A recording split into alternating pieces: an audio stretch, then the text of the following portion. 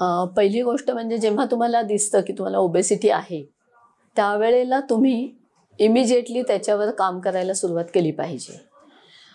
पण काही ठिकाणी व्यवस्थित असेसमेंट न होताच लोक सेल्फ ट्रीटमेंट करायला सुरुवात करतात. म्हणजे काहीतरी औषधं घेतील, काहीतरी गोष्टी फॉलो करतील, कुठलेही फॅट डाएट्स घेतील.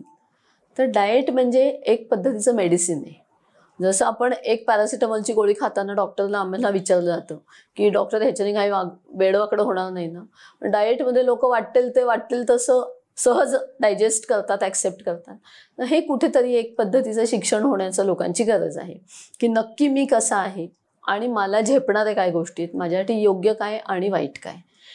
दुसरा जो महत्त्वाचा प्रश्न आहे की याच्यातनं तुम्हाला मगाशी मी बोलले तसं लठ्ठपणा आणि कुपोषण ॲक्च्युली हे सुद्धा ट्विन आहेत. जिथे लठ्ठपणा आहे तिथे पेशीचं कुपोषण आहे. फरक कुठे आहे की इथून ते ताकद इकडे व्हायचा जो मार्ग आहे तो कुठेतरी बंद आहे किंवा त्रासदायकरित्या अडकलेला आहे. ज्या वेळेला आपण मेटाबॉलिझमच्या ट्रीटमेंट करतो, जसं की ऑपरेशन्स आहेत किंवा काही औषधं आहेत, त्याच्यामध्ये आपण हा पॅसेज क्लिअर करण्यासाठी बॉडीच्याच केमिकल्सची मदत घेतो आणि त्याच्या अल्टरेशन्समुळे आपण ते साध्य करू शकतो. तर कुपोषण हा विषय अतिशय स्ट्रॉंगली दिसतो आपल्याकडे.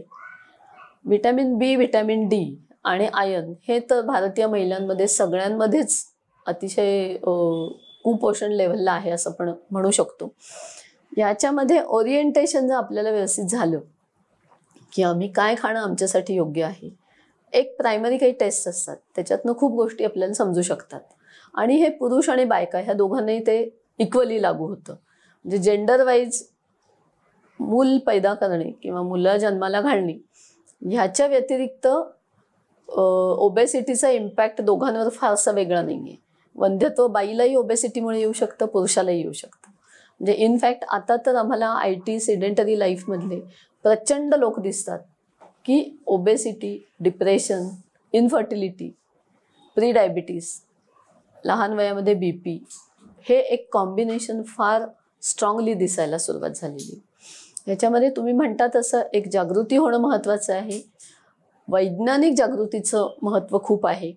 नाहीतर मग स्युडो सायन्स फॉलो करून फ्रस्ट्रेशनमध्ये जाणाऱ्यांची संख्या खूप आहे. आणि मला वाटतं जे सल्ले देतात त्यांनी सुद्धा जबाबदारी घेण्याची गरज आहे.